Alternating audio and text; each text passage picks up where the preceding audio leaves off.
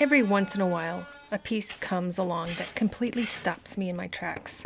This was one of them. This is an antique hall tree made by the Zeeland Furniture Company out of Zeeland, Michigan, likely in the early 1900s. Originally designed for formal entryways, it was a catch-all command center for coats, gloves, shoes, and maybe a little gossip. It came to me looking, well, let's just say tired. The finish was worn, the mirror was cloudy, and the hardware was barely hanging on. But underneath the grime was solid craftsmanship. Oak wood, floral carvings, and a whole lot of history just waiting to be revived. In this video, I'll take you through the full transformation, how I repaired the damage, updated the hardware, and gave this hall tree a bold, moody new look while honoring the original charm. So grab your coffee or your paintbrush, and let's bring this beauty back to life.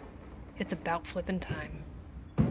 What do you think? It's a very unique piece. I don't know, what should I do with it, guys? Should I paint it or should I just restore it? Not gonna lie though, these are hard to sell in my area. You know, it's a certain kind of person, certain kind of house that this will go in, but I'll tell you what, you can mix and match modern with old. Nothing wrong with that. And you can even mix wood tones. No big deal.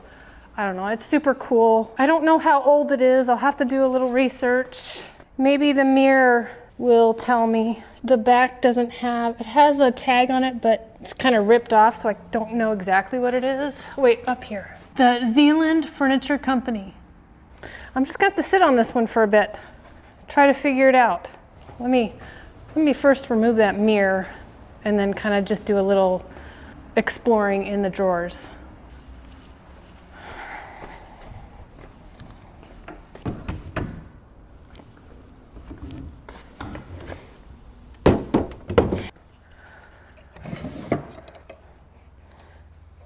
Dovetail drawers. Actually, and this is in really good condition. All wood, solid wood. This needs a little repair, but that's not a big deal. Let's see if we can open these. Oh, sticky situation. But actually the bottoms look amazing. Fix that, fix the slide a little bit. Oh yeah, amazing that they're in such good condition. I bet you at one time somebody had a liner. Anyway, it does have a piece chipped off down there, but that can be fixed, or I could do something just to kind of blend that in if I decide to stain this piece. She was selling this piece for $509, but it has been sitting for 2 years, so I got it at a bargain price of $75. Anyway, shall we do this? Let's go.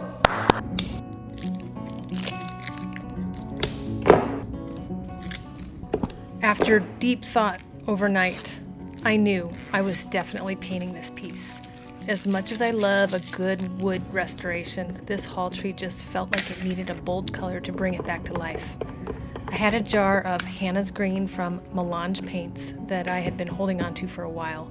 It's a gorgeous green, but I wasn't sure if it was quite deep enough for what I had in mind. So I did what I usually do when I've got some half-used jars. I grabbed another custom green and mixed in just enough to deepen the tone a bit. It's kind of my way of using up what I already have instead of letting product go to waste. And honestly, some of my favorite colors come from these little on-the-fly mixes. And once I saw that deeper green against the wood, I knew it was the right call. Before I get into refinishing this piece, I gotta let you in on a little something I got in the mail, because honestly, it's going to be a game changer in my workshop. This is the Eva Smart 3000 from Eva Polar. It showed up just in time for those hot summer days when I'm sweating over a project. Literally, I will be using it right at my workbench, and it keeps my little corner cool without blasting the whole space.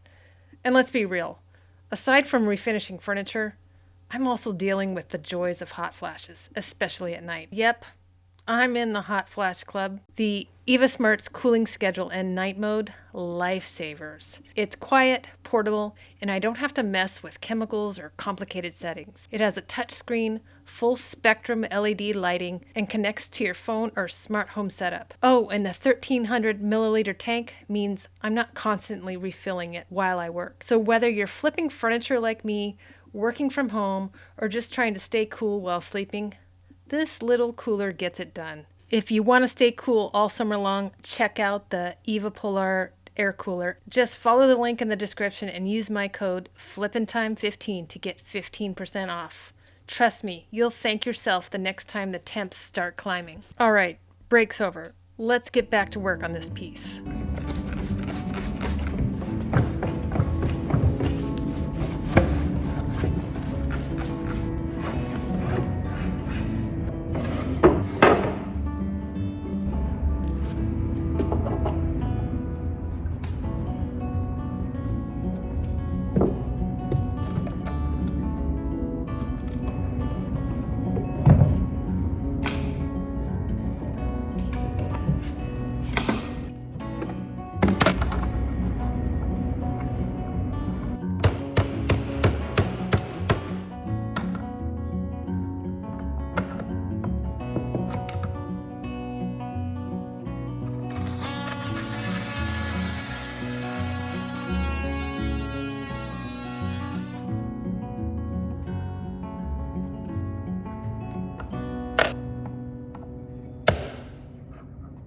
All right, let's address that elephant in the room. You know the one. When you're standing in front of a piece deciding to paint or not to paint. For me, it always comes down to two things: the condition of the original finish and whether paint would actually enhance the piece, not just cover it up. This one, the wood was dry, the finish was uneven, and some of the details were getting lost in the shadows. Restoring it would have taken a lot of sanding, and even then I wasn't confident the result would be worth it. I tried to envision it restored, but the more I looked at it, the more I realized the real character in this piece isn't hiding in the grain. It's the shape, the mirror, the storage, the bones. So yes, I'm picking out a gorgeous, deep, rich green that brings out every curve and corner in the best way. And to the wood purists out there, trust me on this one. I didn't cover up the beauty. I revealed it.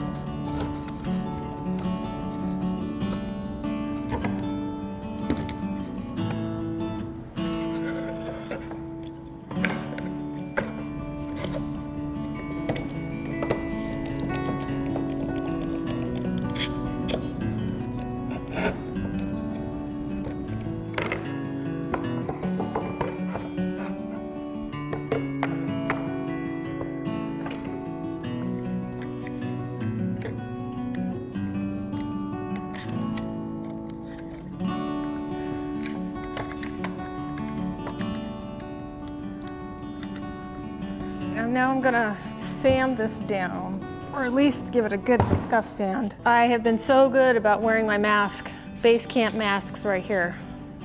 I love it. It's a perfect fit. My glasses don't fog up, and I can breathe. And it's easy on, easy off.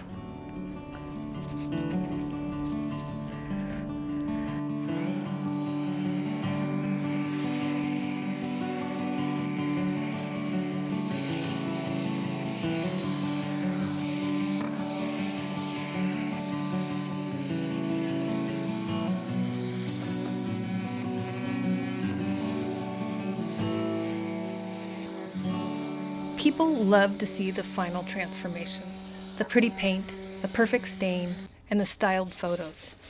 But what they don't always see is the grind that happens before any of that. Whether I'm painting or staining, prep is everything. If the surface isn't clean, smooth, and sound, the final finish just won't hold up or look right. I kind of compare it to my days as a collegiate basketball and softball player. You just don't show up on game day and hope for the best. You hit the weight room, you put in the hours at practice, you run drills until they're second nature. This stage right here, it's preseason. The lifting, the reps, the sweat, the unglamorous stuff that no one claps for, but it's always what makes game day even possible. So when that paint finally does go on, or that first coat of stain hits the wood, it's earned, because that finish isn't just sitting pretty, it's a solid foundation under it. Just like any big moment, it only looks effortless because of everything that came before it.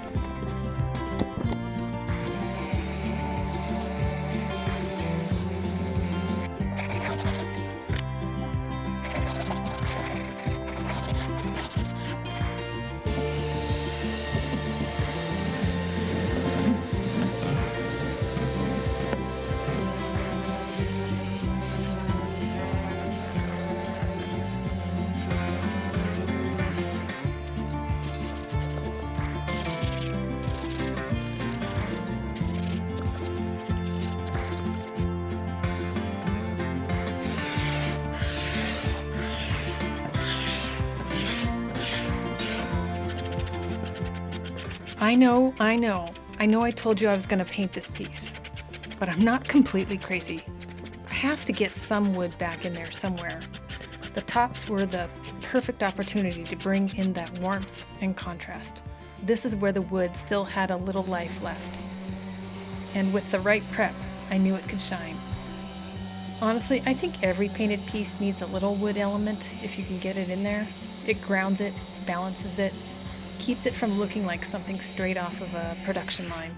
So while most of the body is gonna have a bold new look, these tops, they're staying classic.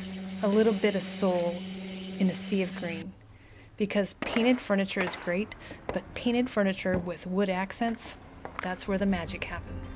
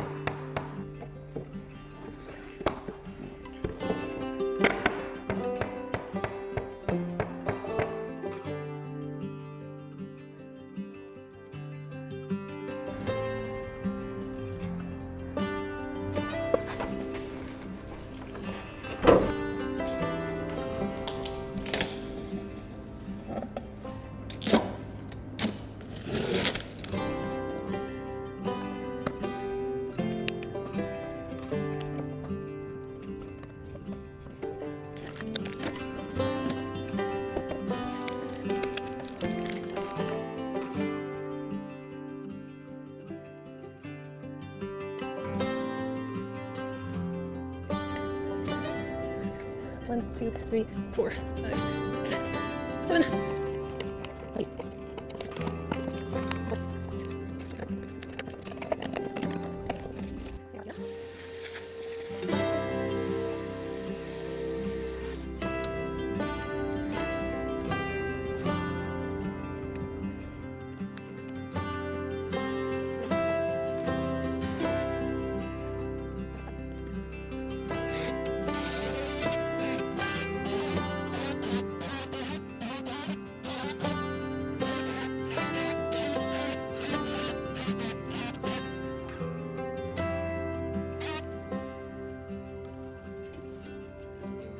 Very careful.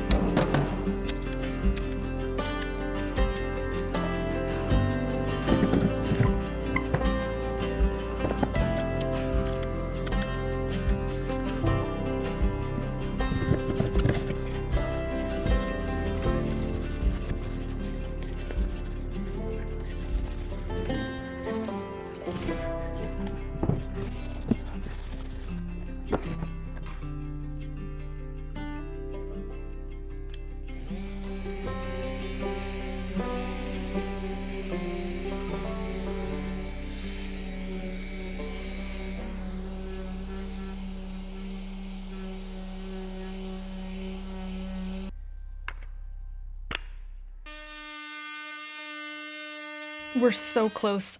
I can just smell the paint. But if you've done this long enough, you know there's always one more little thing. Just when you think you're ready to dive in, you notice a little ding, a missed spot of glue, or some random screw hole you forgot to fill. For me, this part is both the most satisfying and the most frustrating. I can see the finish line, but it's all in the details now. I always say paint is the reward. It's the victory lap after all the prep, the problem solving, and the pivots. But to earn that moment, you've got to put in the work, and trust me, when the finish is flawless, it's always worth it. All right, now I think we can paint.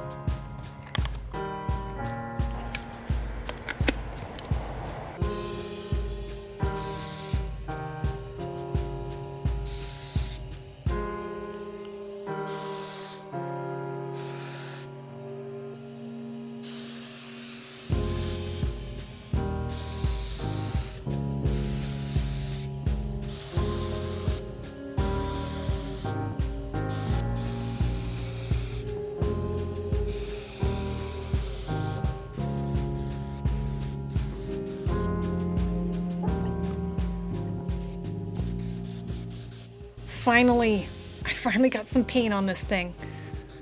Again, one of my favorite parts of the whole process because it's the first time I actually get to see what this piece is going to become. Up until now, it's been prep, repair, planning, second guessing, but the second that color starts going on, everything just clicks.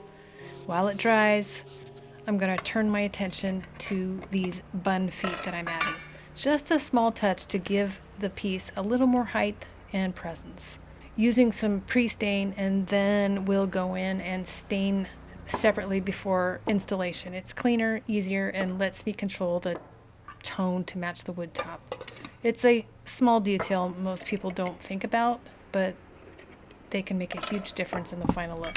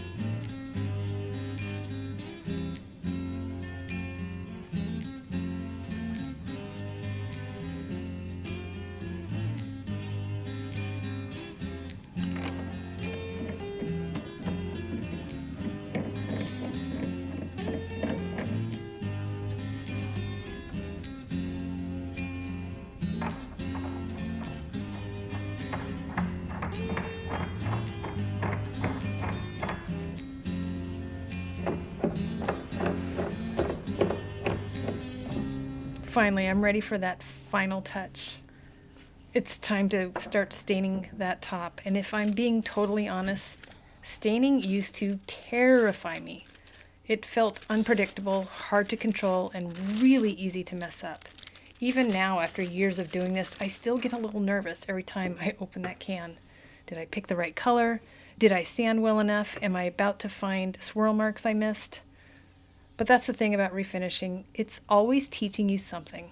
Every piece, every finish, every little hiccup is part of the process. Over time, I've gained more confidence, learning to trust my instincts, and gotten better at fixing the mistakes when they do happen. But I still mess up, and that's okay, because no matter how far I've come, I'm still learning every single day.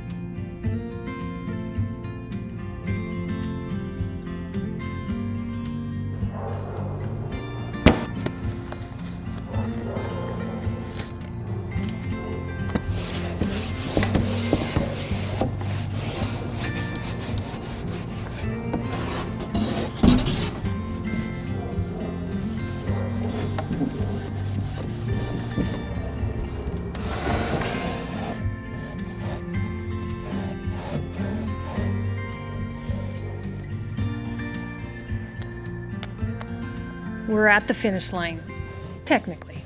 But this is where all the things gang up on you. Every project has its loose ends. Drawer bottoms to refresh, fingerprints to wipe off, screws that somehow disappeared midway through. And then there are the hinges. Every time I think I've got them lined up perfectly, they remind me who's actually in charge. It's always a mini workout, a few deep breaths, and at least one screw that goes rogue before everything finally fits. But here's the thing.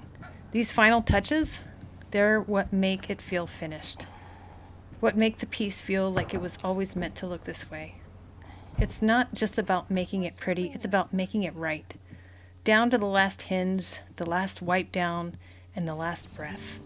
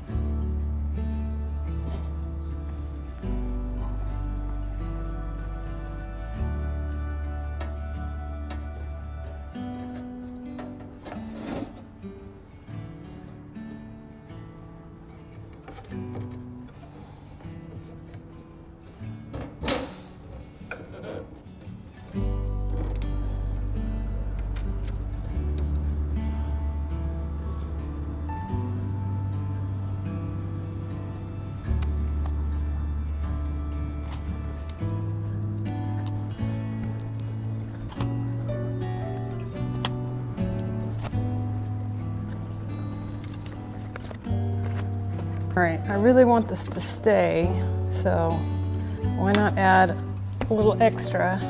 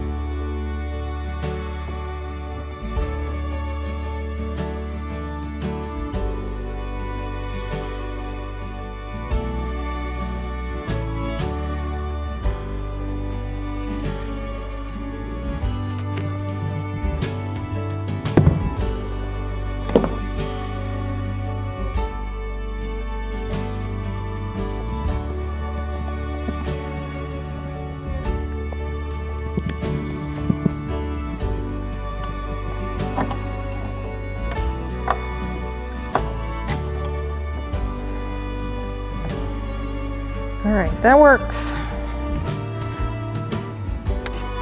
do I want to put it?